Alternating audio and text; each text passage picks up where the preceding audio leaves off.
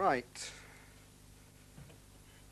So, welcome to the ST291 home experiment kit.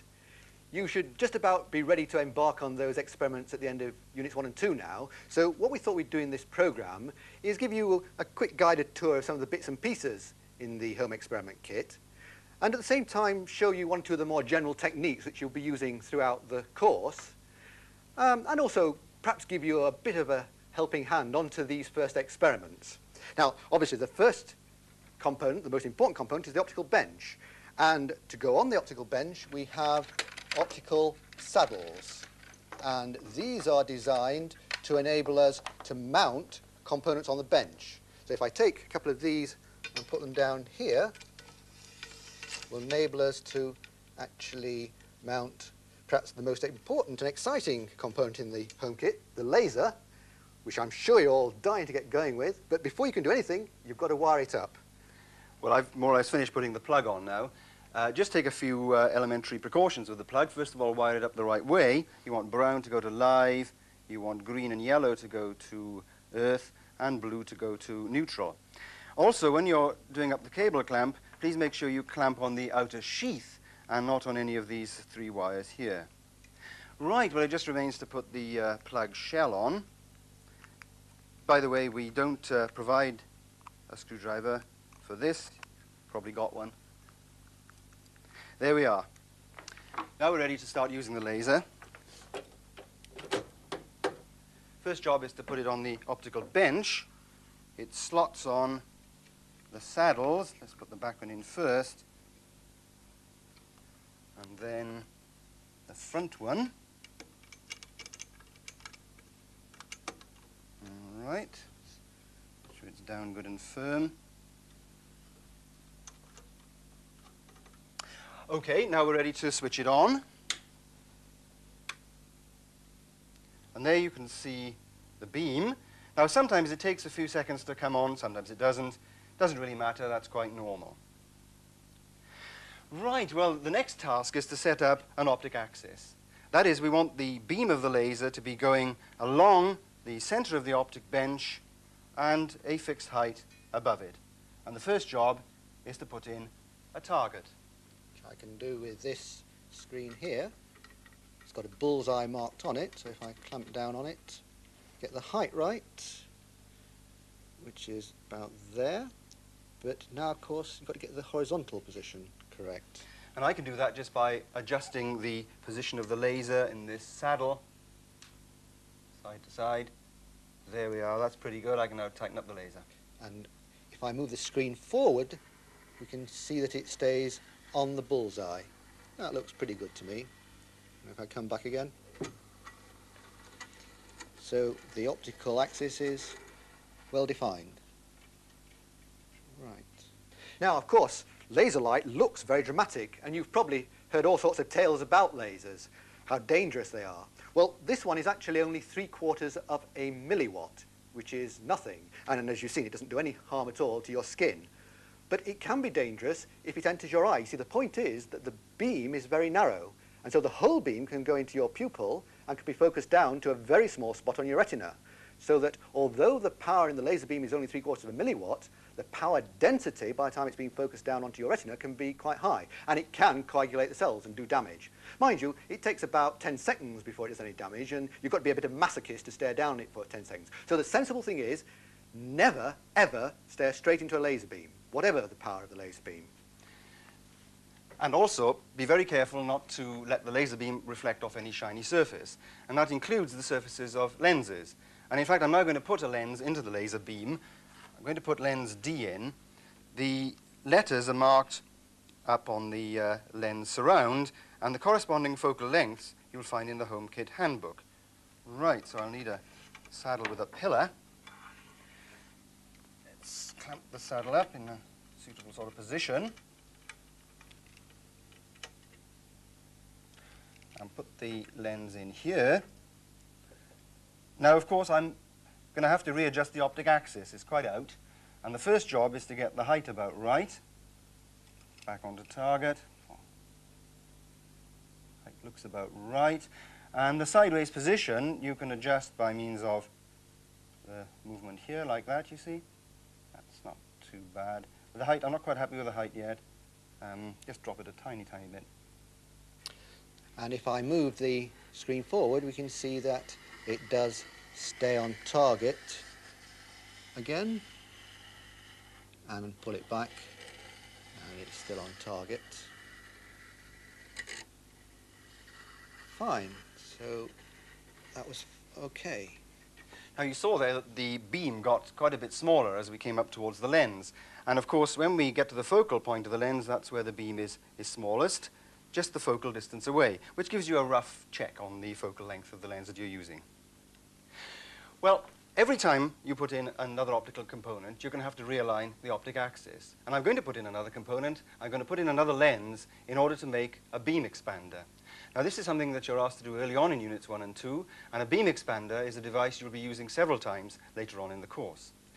I'm going to make it first, and then we'll see how it works.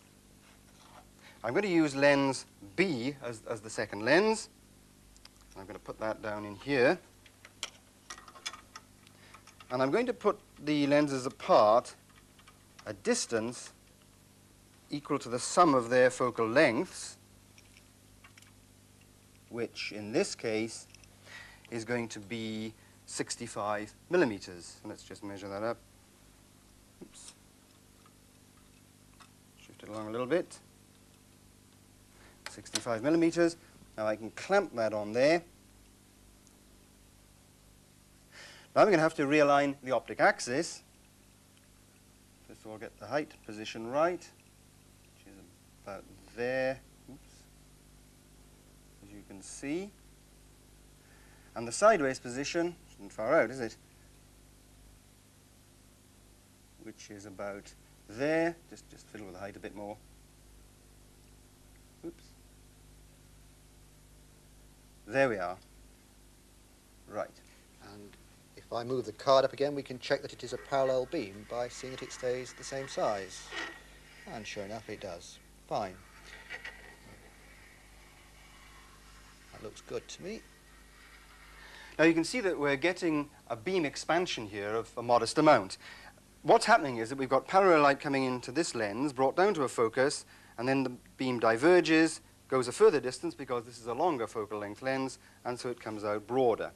And the expansion ratio that we're getting is the focal length of this lens divided by the focal length of that lens. Now, if we want to get even more expansion, then I can do one of two things. I can either make the focal length here larger, or, and this is what I'm actually going to do, make the focal length of this lens smaller. So let's get rid of this one.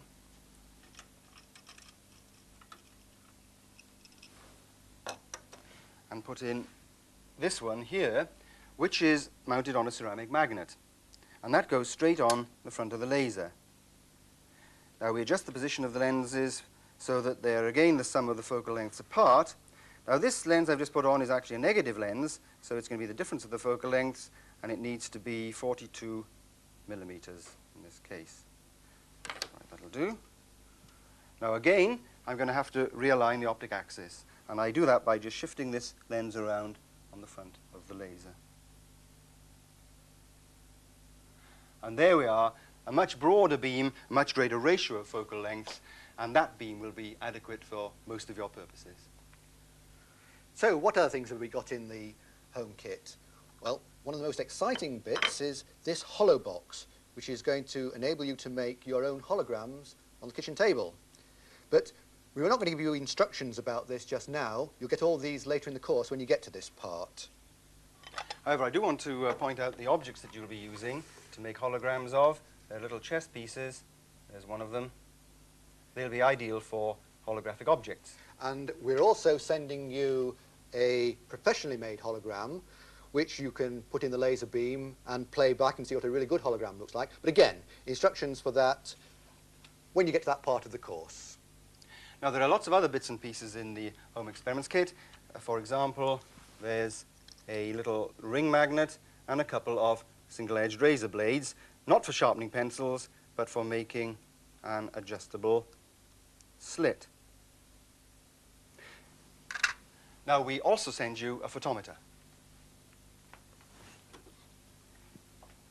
This is a device for comparing different light levels, However, you're not going to be using this for some time, and so I'll put it back. And of course, you're not actually going to be using the laser in these experiments at the end of Units 1 and 2, so I'm going to take this out and replace it with the light source you will be using, which is the tungsten lamp. Thanks, Barry. Yeah. The laser. And the tungsten lamp fits in the same saddles as the laser does, because I need to move them up, of course. And it drops into position, like so. Tighten up on it. And I've got it nice and secure. Plug the whole thing in. And this is now going to be our white light source. There we are. Now, what you're going to do with this white light source is look at some of the very tiny objects we've sent you on these slides, numbered 1 through to 5. Just put them down here for the time being. In fact, most of these you won't be using until later in the course, but slides 1 and 4, and in particular slide 4, is going to be one that you're going to be doing the experiments with now. Now, this is an array of several different gratings, and I'm going to put that in as my object here. So put it in like so, and clamp up on it. And the idea is that I'm going to magnify the object by using a single lens. And I'm going to have an object distance, and I'm going to have an image distance. Now, actually, this screen's not really big enough, so I'm going to take out the white target card we've just been using and use the big white card. And a tip here, use the brass angle as a sort of support for this. You can then put the whole thing in and it will clamp down quite nicely. A bit of blue tack as well helps, just to hold it firm. And then we've got a big screen. Now, of course, the magnification is given by V, the image distance, over U. So if V is large and U is small, I'll get a large amount of magnification. I can't see anything at the moment until we take the lights down. So if we take the lights down and I try and get the thing into focus,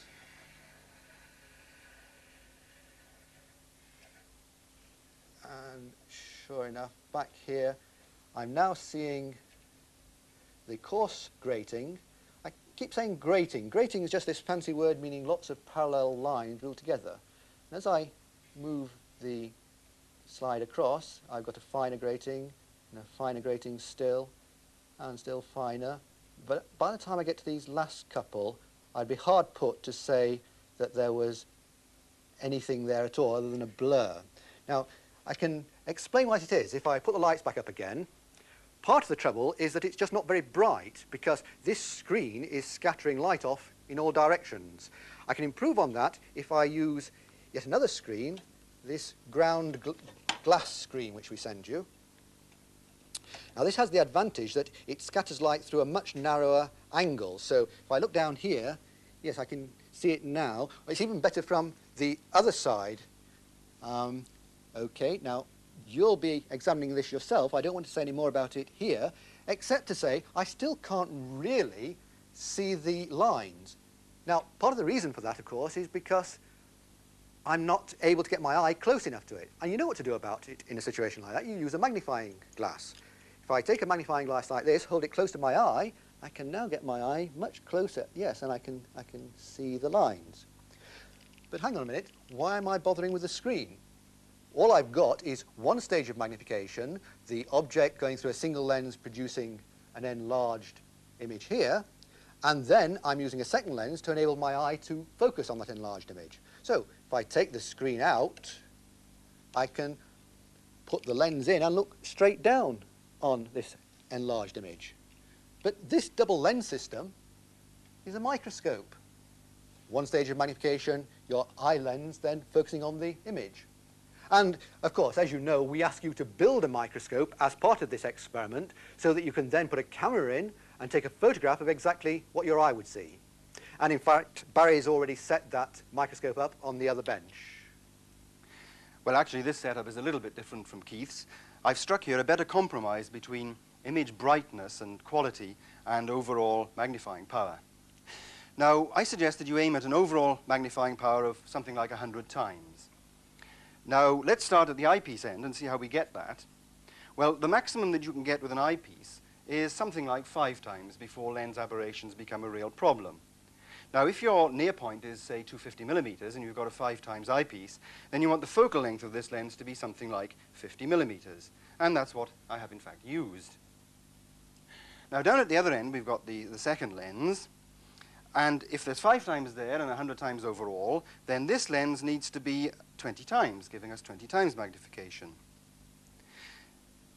It's tempting, I think, to go for a short focus lens here. We do send you a 15 millimeter focal length lens. However, the adjustment, I think, would then be very, very fiddly.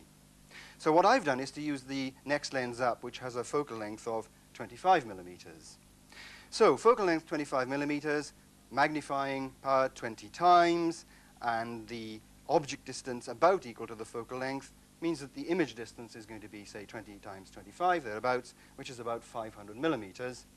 Add on the 50 millimeters for the eyepiece, separation 550 millimeters, which is what I've set it up to be. Well, of course, we need an object to look at. And what I've got here is that set of gratings that Keith was using. And I've marked up this slide to show where the one grating stops and the other one begins so that I can find them easily. Right, let's put that back in. Source of illumination already here, so let's see what we get. Right, that's not quite in focus. In order to focus this, you move this far lens. Oh, gosh, it's fiddly. Glad I didn't use that 15 millimeter lens. Okay, that's not bad. Right, there we are. I've now got a decent image through the microscope. The next step is to put in the camera and take pictures, because what I'm going through, of course, is that experiment in Units 1 and 2, whereby we get an enlarged image of the gratings on the film, and then we use a projector, as earlier on, to blow that up still further and make some measurements. The camera that we send you is this one here, and you can see I fitted on this dog leg that we also send so that I can mount it on to the optical bench, like so. The camera has the usual settings. If you want to set the F number, then that's at the front here. This little wheel turns. I'll set it on to F16. The distance scale is here. I'll set it on to infinity. And the exposure time is around the side. There we are. I'm going to set it on to B, which is actually time exposure. Right, let's put the camera in place, see what we've got. I need to check that we're going to get something sensible before I put the film in. We'll open up the back. That always falls out. And cock the shutter. Oh, wait a minute, I just need to put this ground glass screen where the film is going to be. There we are. The shutter's cocked, so now press the button, hold it down, and what I can see is a nice, sharp, round image with the grating lines going down it. That's just right. Now, of course, it's just right because the optic axis has all been properly aligned. I did that earlier on. You, of course, will need to do that yourselves. Put the screen back. Right, next job, to load the film into the camera. Now, you have to supply your own film. I've got FP4 here, which is ISO 125. Any film which is ISO 125 or thereabouts will do. Don't, however, use the holographic film that we send you. That's for making holograms. Now, let's load this film in. Stick it on the end there. There you go. It's a bit fiddly, this. Here's the take-up spool. Plonk it on there like that. Wind it round until the leader... Well, let's get it in here first. And keep on taking up the film around the take-up spool until the full width of the film has gone around the spool once. Close the back. There we are, and the film's already loaded. Now, the first job is to take 3 blank frames, so I'll just do that. Wind on, expose,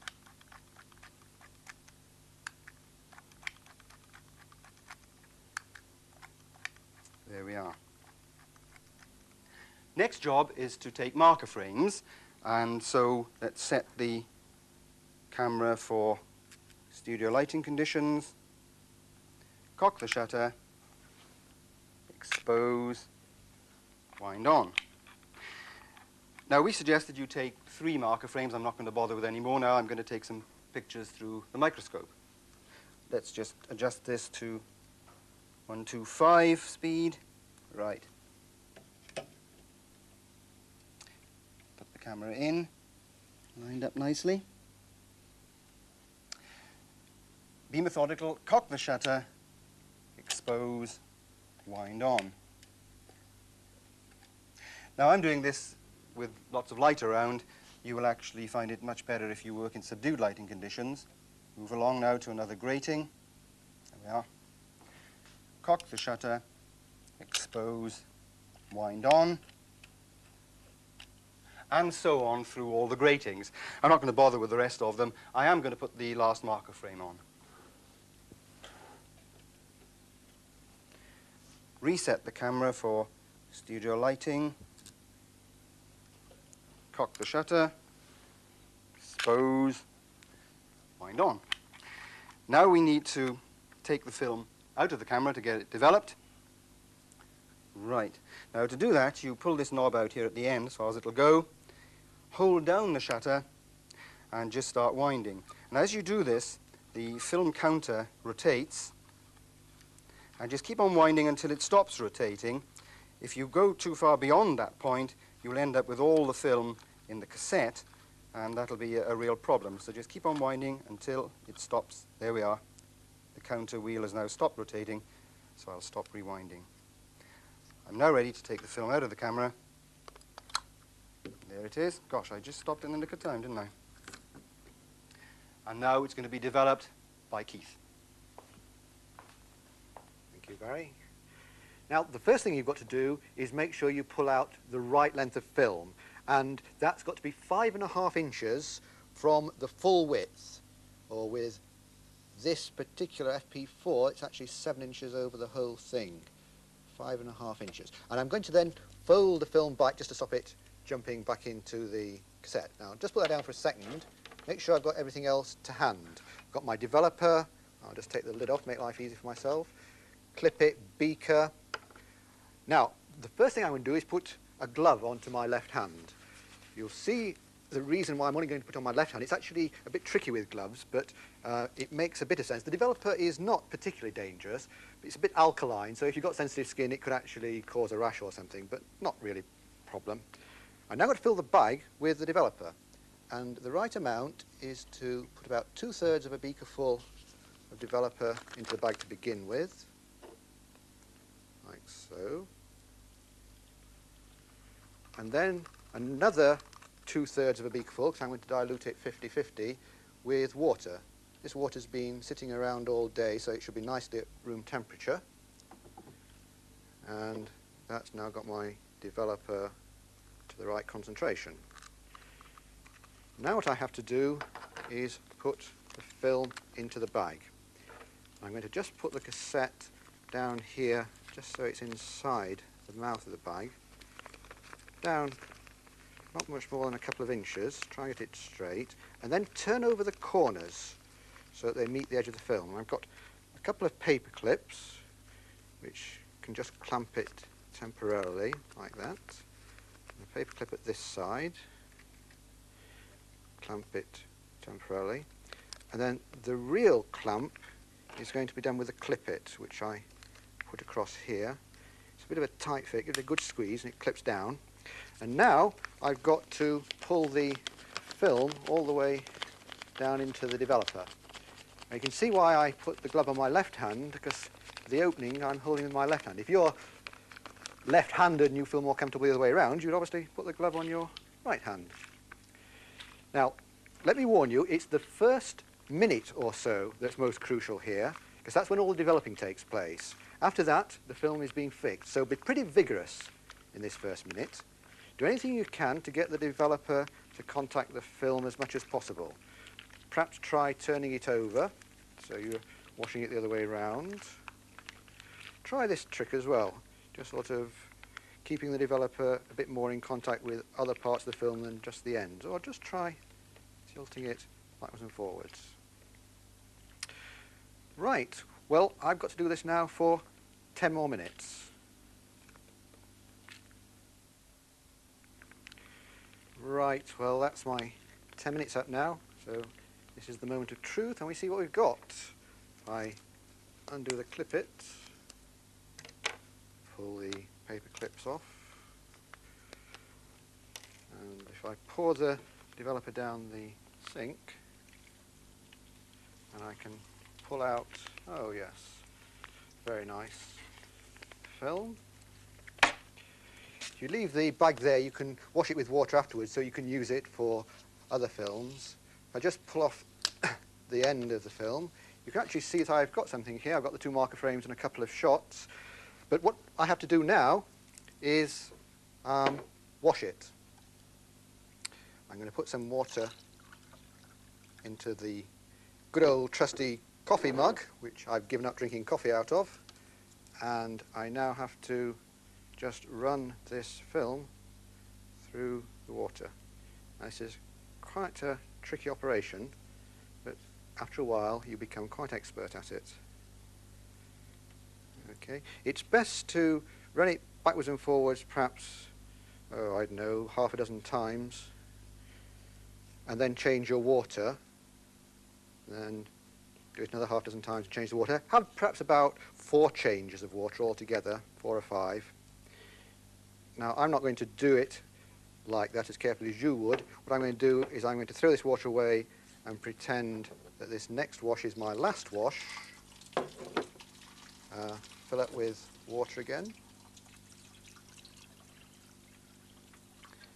And in this last wash, I'm going to just put 1 drop of washing up liquid.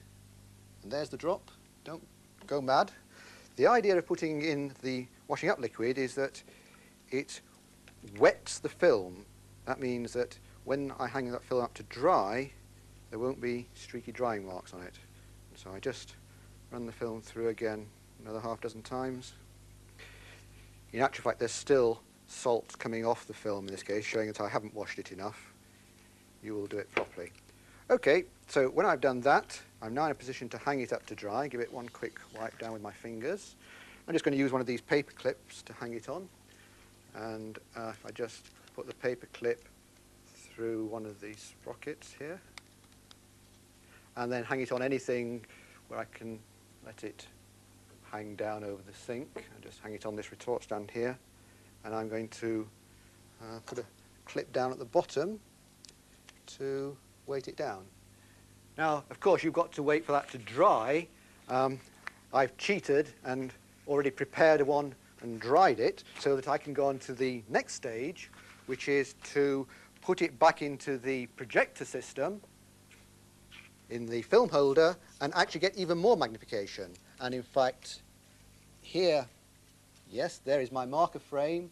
As I put it across, here is a coarse grating, and here is a finer grating still. Now, at this stage, I'm in a position to actually take readings off that screen, but I'm not going to go any further. That's your job to finish it off for us.